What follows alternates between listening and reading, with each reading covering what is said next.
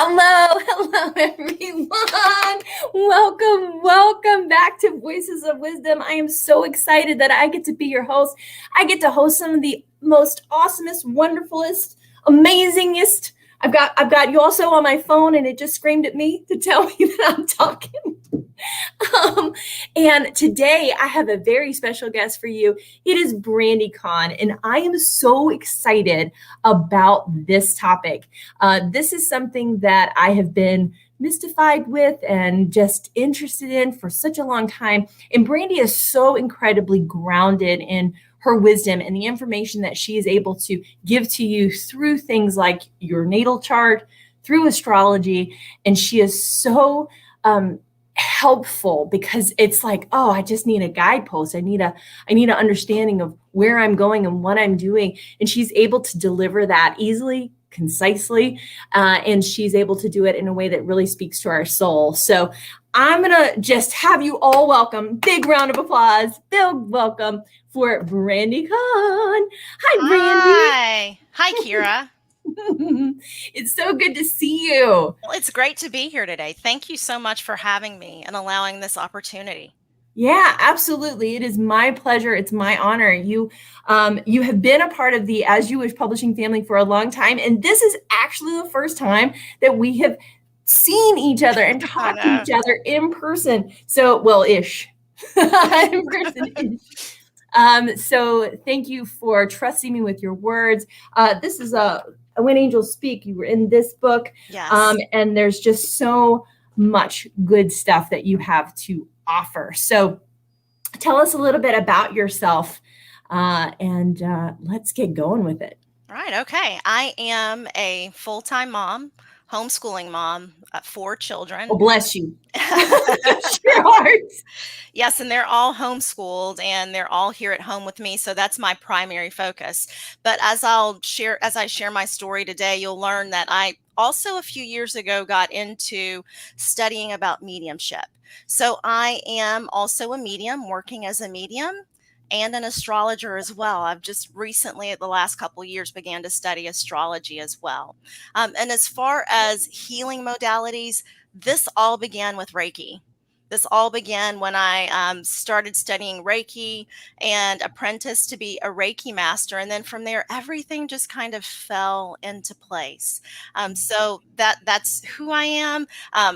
Homeschool mom, love homeschooling, but at the same time, I'm really tapped into the spiritual side or the unseen world as well.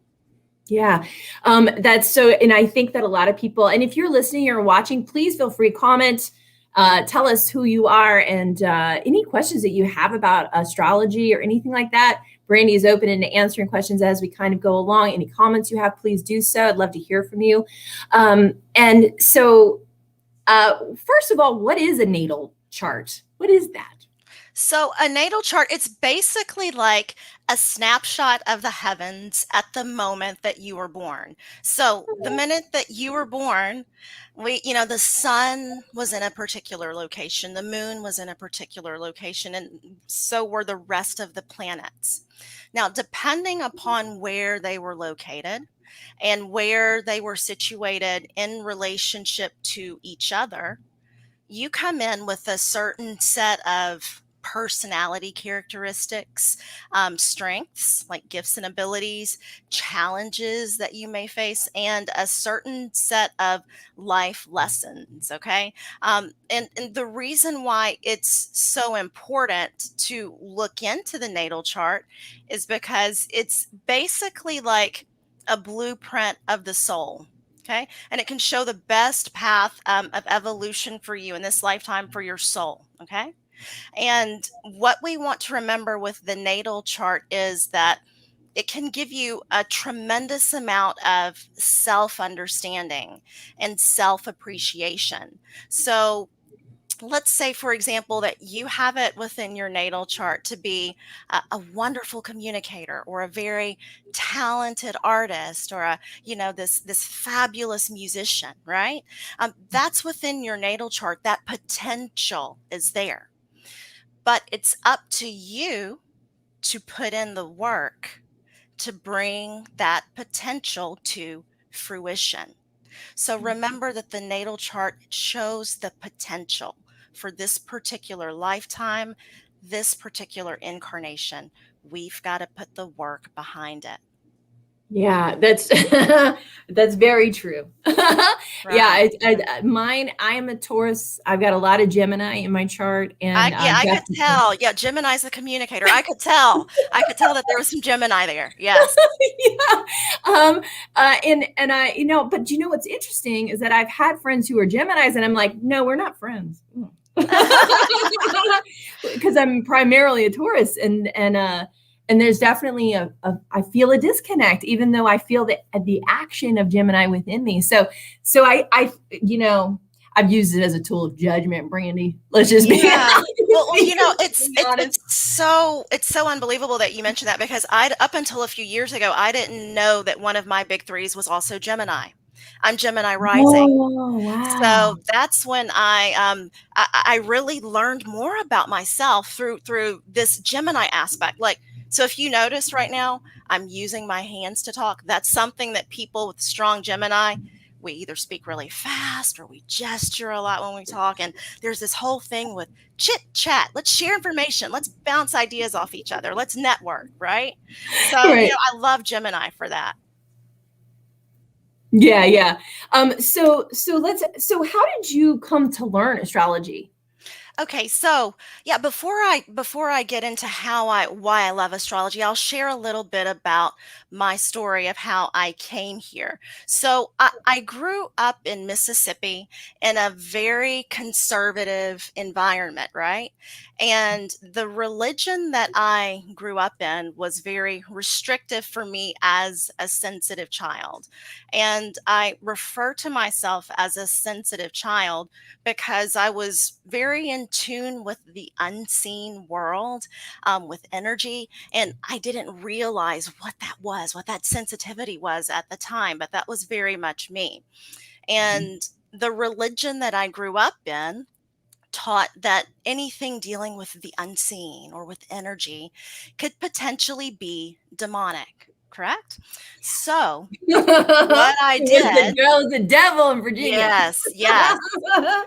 I distinctly remember at 14 or 15 years of age, intentionally shutting myself down, like just closing down my abilities because that's what I thought that I needed to do. Well, then, a few years later, when I go to college, I become more open minded and my perspectives are broadened quite a bit. And then that was the time when I really began to search. I was like on a quest, and I wanted to build a foundation that was built more and based more on spirituality rather than religion. And that process continued for me all the way up until like my mid 30s. Just reading everything that I could get my hands on, learning about different philosophies, different schools of thought, learning about spirituality. And in that journey, I was drawn to Reiki as a healing modality. So when my children were younger, I studied with a Reiki master teacher in Houston, and I did an apprenticeship with her that lasted for about 2 years. And afterwards, I became a Reiki master, and I was practicing, and Reiki was very, very important for me in that way. So let's fast forward to where I'm practicing Reiki. I've finished my apprenticeship, and I'm at my teacher's house one day, and there are another group of students there, I should say, a group of ladies who were also Reiki practitioners, and this conversation came up about astrology, right? And they were talking about astrology, and I'm just like, okay, yeah, because I didn't know much. With you. I didn't know much. And, they were talking about how wonderful it was and how it made so much sense and how they were studying. And I'm just like, okay. Because at that time, astrology made no sense to me. It was not anything that was logical or rational. And the reason why I say that is because you look in the newspaper and you see horoscopes for Geminis, Cancers, Leos. And so the way that I thought then was, I'm a Leo. How could every single Leo in the world have the same horoscope on the Right. same day, and we're all going to land our dream job on the same day? Like, it just it made no sense to me. I'm like, no, it's not for me. Astrology's not for me. Not interested. Doesn't make sense. Nope. Right. So yeah, I remember that conversation. And it's funny now to look back on it and think about it. So after I've been practicing as a Reiki master, about 5 years ago, I had a reading with a psychic medium. And in the reading, she told me, hey, your guides say that you're a medium. So if you want to look into mediumship, that's something that you're able to do. Yeah. And when she said that, I laughed to myself and I said, yeah, she's crazy. She's lost it because I'm not a medium. Doesn't she know that's of the devil? Yeah. Yeah, I was just like, that's not me. I was not born as a medium. I have no clue what she's talking about. But she did something that was very important. She planted the seed for me, Yes. the seed Yes. of possibility. So, yes. Yeah. So then, a couple months after that, I said, well, it won't hurt anything. Let me look into mediumship and see what it's about. And, I went online and looked for classes. And that's when I found James Van Praagh and Mhm. his Mystical School of Arts. Mhm. And guess what? He had a beginner's level mediumship course. So I signed up for the course and I was really excited to begin. I remember I was so excited about beginning the course and taking the class. And it was so good for me because it built a really good foundation. Like I had no clue what was involved in mediumship. It built a really good foundation for me where I understood what was required in a connection, and what it took to make a connection work, and just the fundamentals of mediumship, right? Yeah. Yeah. So in that course, there came an assignment that James gave us where he wanted us to sit, like go into a light meditation. We call it going into our power, but it's like a meditation, like an empowered, meditation. So he wanted us to, through meditation, to shift our awareness to the spirit world and to see if there was a spirit communicator that was there. I procrastinated as long as I could on that assignment because I was like, it's not going to work for me. Yeah, it's not going to work for me. Yeah, so I put it off as long as I possibly could. And then when I couldn't put it off anymore, I said, okay, I'm just going to give this a shot. Part of me was afraid that this thing that I wanted to do so much just wasn't going to happen for me. So I went into it very hesitantly. But this was in 2016, towards the end of August, on a Sunday evening. And I sat down in a room all by myself. It was quiet in the house. The sun was setting in the sky. And I closed my eyes and went into just like a light meditation and moved into my power. Mm. And as I was there, I was quite surprised when I did sense, I felt, and I saw within my mind's eye a communicator from the spirit world. Okay. So he was an African American man. I had never met him or seen him before. I didn't know who he was.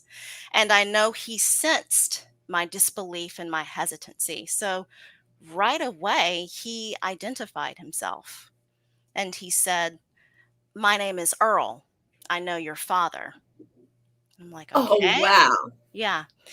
And I was like, okay. And then through the connection, through, blending with him, through him stepping closer, I got more information on how he was connected to my father, how he knew my father. And, after that segment, he gave me a message that was really important. He said, your dad, your dad's not well. Your dad's not Mm. doing well. And that message took me by surprise because, hey, I just spoke with my dad. he didn't say there was anything wrong. He seemed fine. Yeah, he was Mm-hmm. fine. There was nothing wrong. Yeah. He didn't mention anything. There were no Mhm. concerns. So he reiterated it again. Your dad's not doing well. Mhm. And so I thanked him for the message, and I sat there and I opened my eyes. And I just pondered for a minute. Part of me was wondering, did I just imagine all of this? Did I make this up? You know? Mhm. So I wanted to call my dad. My dad was one of the only people at the time who knew that I was developing as a medium. He was spiritually sensitive as well. So he was very compassionate with me about that. And he told me, anytime you want to talk, you can come talk to me about anything. Yes, But him and Earl know each other. yeah. I love it. Yeah, but I was afraid. I was afraid to call him Mhm. because a part of me was like, what if he doesn't know anybody named Earl? What if none of the message makes any sense? And then what if he thinks I'm a little, Uh-huh. you, you know, Listen, there are people watching this right now and they're all going, yep, that's me. I did that. Uh-huh. Yes. I thought I was crazy. Yes. I see y'all out there. Y'all aren't commenting, but I see you. right, exactly. So all of that went through my head. All of it went Mhm. through my head. And Mhm. I just decided to pick up the phone and call my father. And I said, hey, Daddy, do you know anybody named Earl? And he said, yeah, I know two people named Earl. One is alive, but one, he passed a few years ago. And I said, well, that one, the one who passed. Let's be clear. Yeah, Is that one? yeah. He just kind of showed up in my meditation and he had a message for you. And I told my dad, I said, you don't have to share anything with me that you don't feel comfortable sharing. I don't want to put you on the spot, but he said that you're not doing well. And there was a long pause, a moment of silence, after which my dad said, I went to the doctor last week. I know what he's talking about. And so it was validating for me, but there was still a part of me that was concerned about my dad, right? Sure. Yeah. Well, little did I realize at the time that that would be the last time that I ever spoke with my dad Wow. because he passed 3 weeks later, unexpectedly, suddenly, alone at home. Wow. Yeah. Brandy. So, yeah, when Earl came in, not only did he come bringing a message and just giving a heads up, but he gave me an experience where I can't deny that I am a medium. Mm-hmm. And whenever I have moments of doubt as a medium, and we all have them, we all have moments, where we're like, am I doing the right thing? Am I supposed to Yeah. be doing this? I think about Earl and I think about the way that he came in and the message that he gave and just how relevant it was. Mm-hmm. That's huge. It's Yeah. yeah, it's also something too. Our parents don't always want to share that they've got something going on because they want to figure it out for themselves or they want to do something. And so, matter of fact, something happened the other day where I called my mom and I said, "What's wrong?" And Yeah. she was like, she expressed that there was something wrong. And Right. so I'm so with you in this. I'm so hearing you on this Yeah. right now. And Right. I think there's a lot of people that their gifts are opening up and things are happening. So I think if you're hearing this message, you're getting two parts of this message. One, call your mom and daddy. um, Right. the second one is trust your gifts. Trust your Right. gifts. That's and then also take that next step, Right. right? What you're Right. saying. You're saying take that. Okay, I did this with channeling Kuan Yin. I was like the other day, she just oh God. Okay, so she kept on talking to me And I was like, no, hold on. I got to do my hair. No, I got to do my makeup. No, I got to put these clothes away. No, which I never do. I got to do this other thing. And it's like, stop distracting, get in there, talk to your person, get to who's coming to you. Because your message is needed. I mean, this is so huge, Brandi. Like if you guys tune into this, like really tune into what Brandi's saying, how she's saying this, you got something you need to share, and it's time to share it.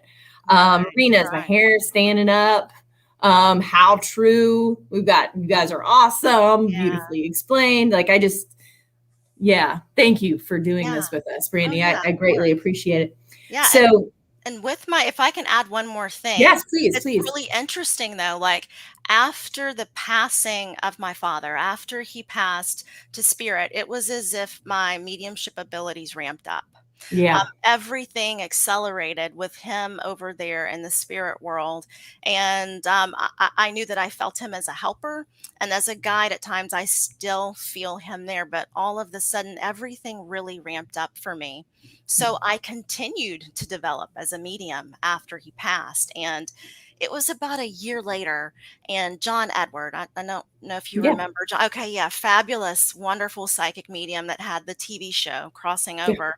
He came to Houston, and he was going to do a live demonstration. So as a developing medium, what you want to do, you want to watch the pros.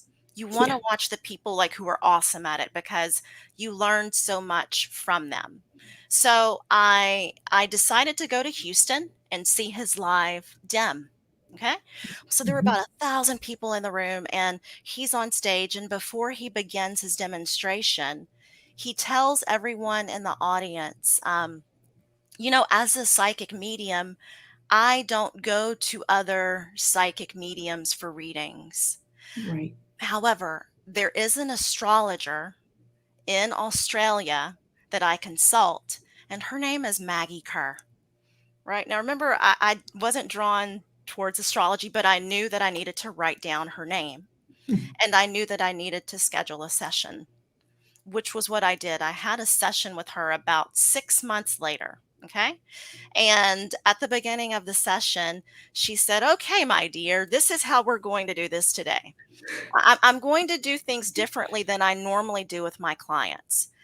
You have it in your chart to understand astrology very well. So I'm going to teach you today. I'm like, okay, fine, whatever. Right, let's do this. Brandi, I keep getting chills. I get them with Rena Escalante. I get them with you. God, you just rock my world. Thanks.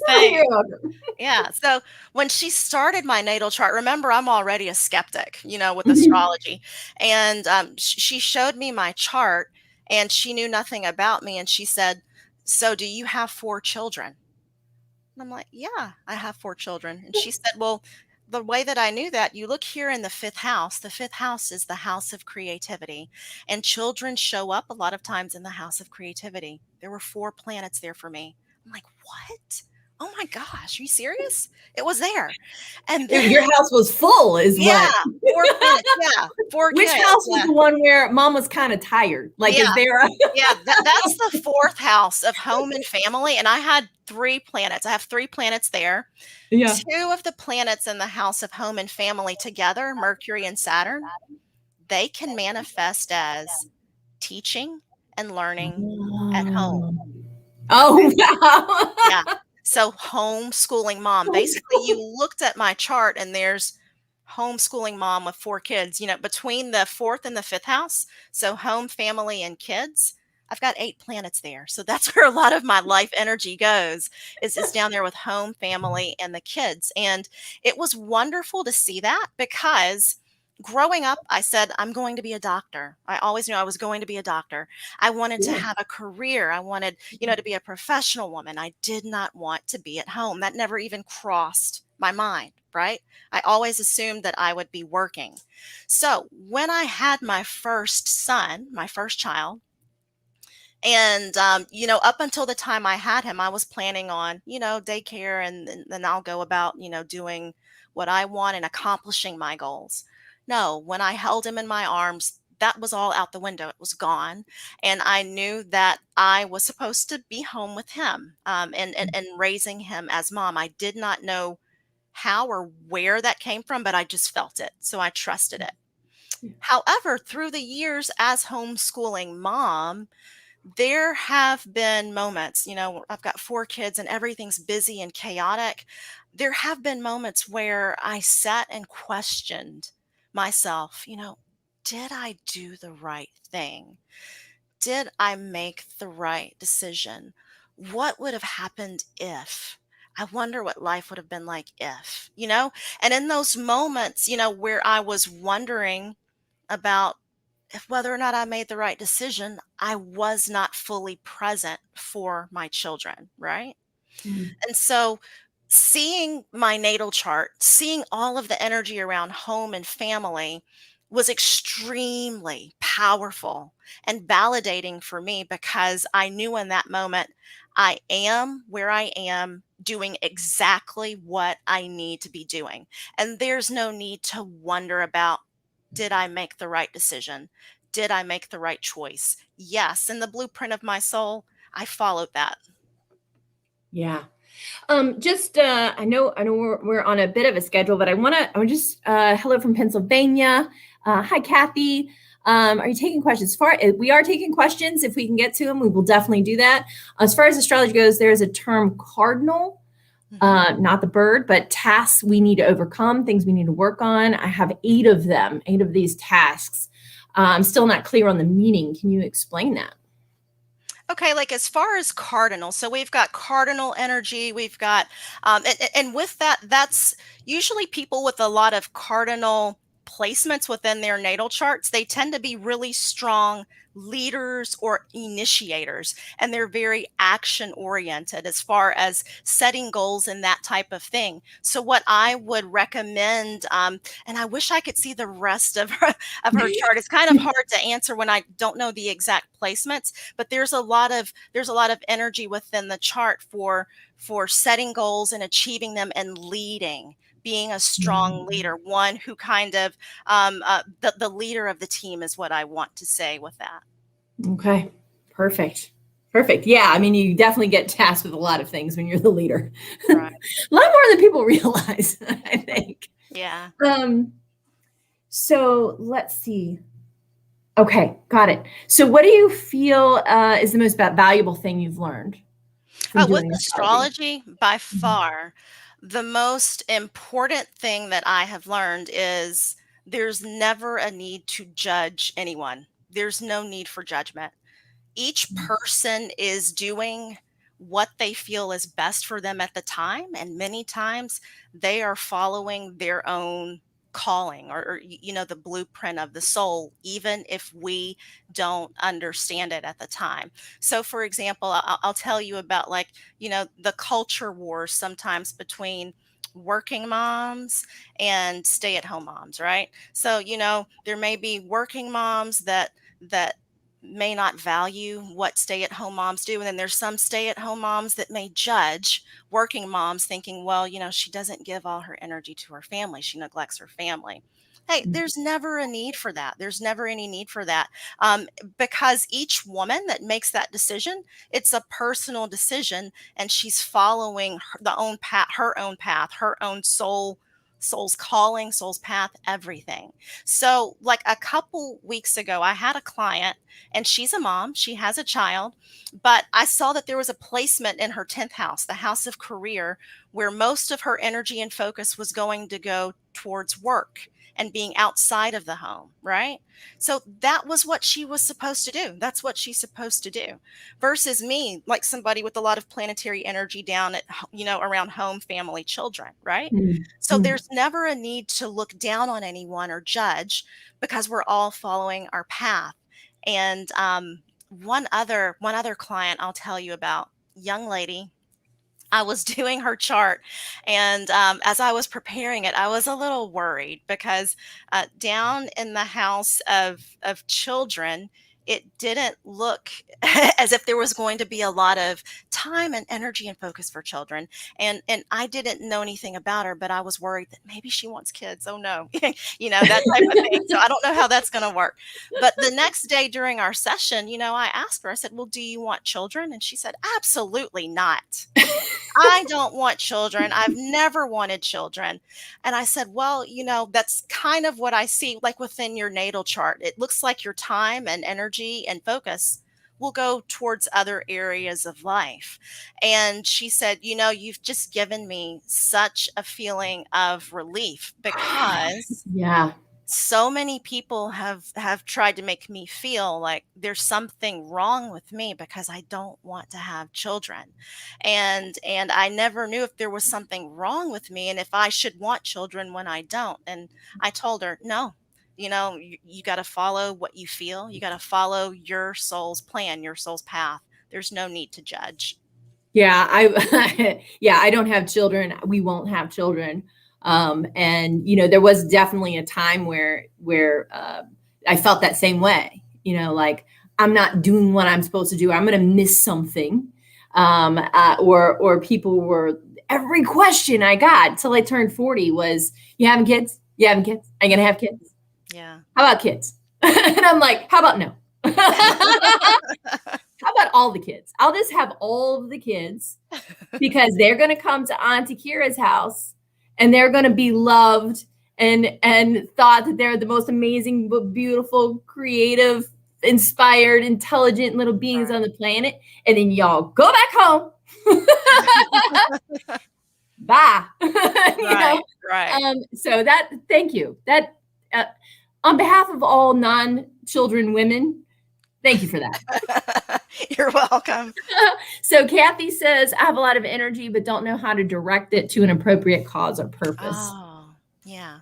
And see what could be helpful for Kathy. I'd love to see her chart and to see where her north node is. Now, the north node is this, it looks like a horseshoe almost on the natal chart.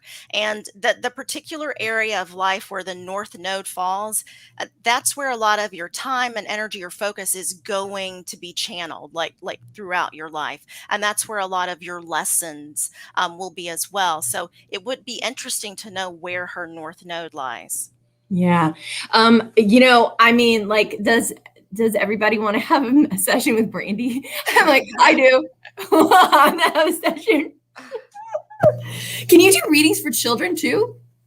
Yes, natal chart readings for children are actually very beneficial because it can help parents to see how to most effectively guide and support and nurture their child. You can also catch a glimpse of potential strengths, weaknesses, that type of thing. But what's most important, I feel, is seeing how they need to be nurtured. And so, what we do, we can look at the moon, at the sign of the moon, and a lot of times that will tell you how to best nurture your child because the moon is where we hold feelings and emotions, right? And shows how we like to be nurtured and how we like to nurture others. So I'll give you an example. If you have a child who has their moon in Virgo, what you want to remember is that this child is going to feel more emotionally secure if everything is orderly, neat and clean, if there's a sense of daily routine. Like with the moon in Virgo, they value that very, very much. They like organization. And they may even tend to have perfectionistic tendencies that you'll notice as mom or dad, right? And because of those tendencies, they may be very hard on themselves and very hard on others around them. So that's where we come in and we know how to support and nurture. And we tell this child, it's okay. You don't have to be perfect to be okay. You don't have to get everything right all of the time. Okay. And then also a child with moon in Virgo, we want to help them feel like they are of service in some way. That's a big thing. They like to feel or they need to feel as if in some way they are helping other people. Okay? So that's moon and Virgo. Let's do one more example. child with the moon in Aries, okay? So we've got an Aries moon child. They may tend to be really self-oriented, right? And they may tend to be impulsive sometimes. They're really like go-getters and initiators, strong initiators that way. So what we want to teach them as mom and dad is um, think. Slow down and think before you act, and think before you speak. And we also want to teach them that the feelings of other people, they're just as important as yours, okay? So you've got to remember that. And then we can support them when they're courageous, because courage is a big thing for Aries. Support them when they are courageous and they speak up for others or they defend others in some way. So those are two different examples. Yeah, that's huge. I mean, I am seeing a ton of benefit around this. I mean, I remember when I was a kid, like I told you before we came on, my mom had this, she had it was in the bathroom. Like, like where all moms get to do their reading and get to do what they need to do. Right. It was a book on astrology. And I really, really am convinced that she was trying to figure me out because I was not a normal kid. Yeah. I was Right. I was a Taurus. I was stubborn. I did not do things logically in many cases, very much an earth sign and that kind of thing. What do you think about that part of it? Because I kind of try to go general on some things just so I can, for me, it's been a safety measure. It's astrology is kind of a safety measure. MBTI is a safety measure to make sure that I'm in an environment that is going to be conducive. What about the earth, air, fire, water piece to this also? Okay, yeah, so those are the four elements. And like usually, as you mentioned, someone with a lot of earth in their chart, they're going to tend to be really practical, grounded, stable, maybe even stubborn at times. And sometimes if it's, and I want to add this, there's no good or bad in astrology. My teacher always says this, there's no good or bad in astrology. There's functional and then there's dysfunctional. Okay. There's functional and dysfunctional. So just keep that in mind. So like if earth is a little bit dysfunctional, we can be overly stubborn or stuck in our ways, right? Yeah. Air is all about the mental quality, communicating, sharing ideas, right? Fire is about our initiative, our will, the get up and go to get things done, right? And water, there we have emotions. Emotions are in water. But speaking of the elements, I want to let's do something fun for just a minute. Yes. Because I have a really good example of an air person. I picked out a celebrity that everybody knows, and I'll tell you a little bit about her. Okay, this is Oprah, all right? Talk show host, philanthropist, powerhouse, right? Oprah Winfrey. So I'm going to tell you about Oprah's, what astrologers call the big three. That's the sun, the moon, and the rising sign. Me personally, I call them the Holy Trinity. Okay. Yeah, They're that makes important. sense. Yeah. Okay. So sun, moon, rising. What does that mean? Well, your sun sign represents your core essence, your sense of self, your identity, right? Your moon, usually it's about emotions, okay? The emotions, feelings, that type of thing. And your rising sign is how you come across to other people, the way that you interact with the world. So one astrologer put it this way, and I love this example. I'm going to meet Kira for the first time. And in the first few minutes of meeting Kira, I'm going to get her rising sign. Your rising sign is the first part of you that I'm going to pick up on, not necessarily the sun sign. So many people think that with astrology, there's only the sun sign and I'm only my sun sign. The truth about that is your sun sign represents the heroic journey, what you are striving to embody more of, throughout your life. So the first few minutes, I get your rising sign. After speaking with you for about 10 minutes, okay, I got a glimpse of your sun sign. I got that. Okay. And then we speak longer, 20, 25 minutes, and you allow yourself to be really vulnerable. I've got your moon sign then. Okay. So that's how all three of them work together. Now, when we talk about Oprah, she has her sun in Aquarius, Her moon and her rising sign are both in the sign of Sagittarius. Okay.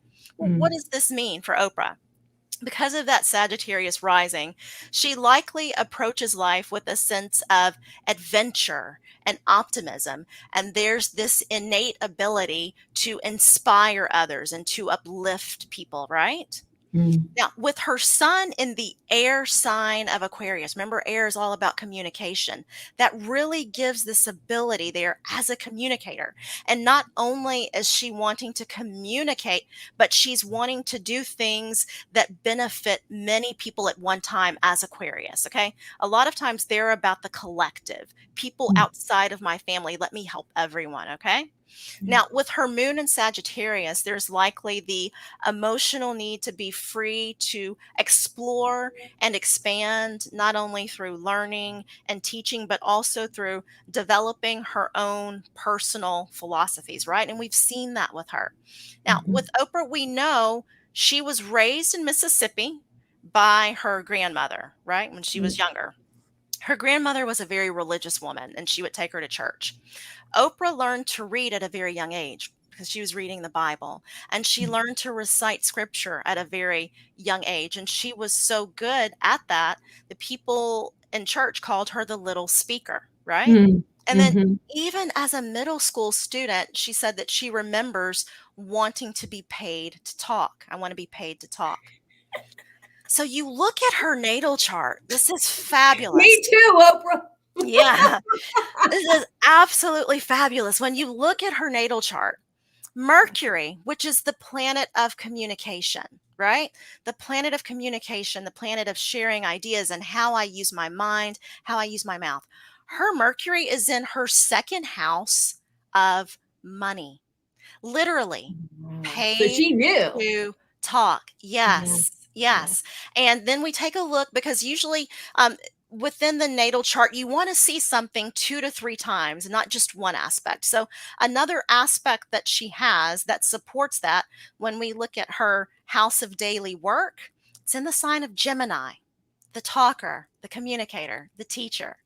So we see that within Oprah's chart, and she had a knowing at a very young age that she was supposed to talk and communicate with others and share ideas. Yeah, that's so cool. I mean, there's so much here.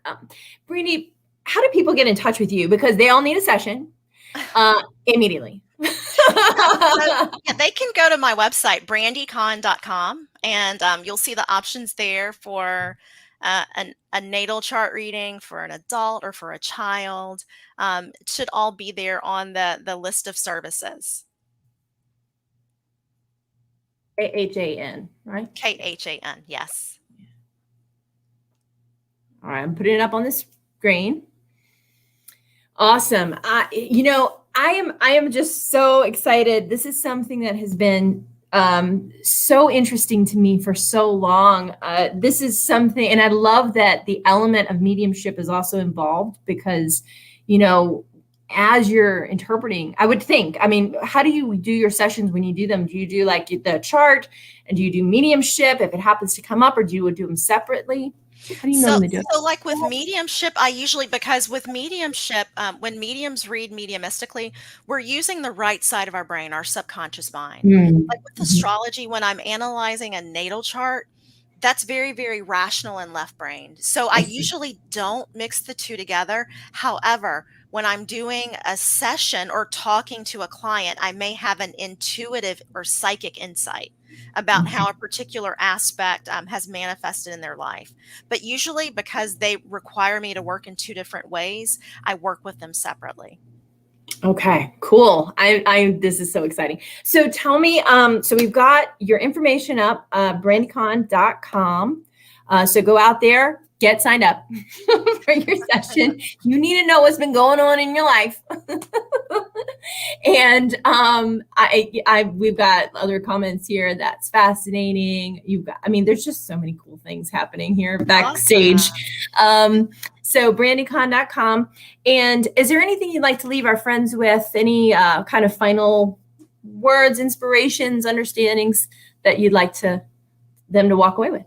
Yeah, I think the primary thing is when you understand who you are and you appreciate who you are and why you are the way that you are, it makes life, to me, it's made it a lot easier when I'm going through challenges or difficulties.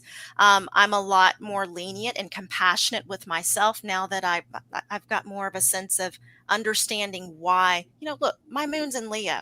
I can be really dramatic, okay? And my son's in Leo too, all right?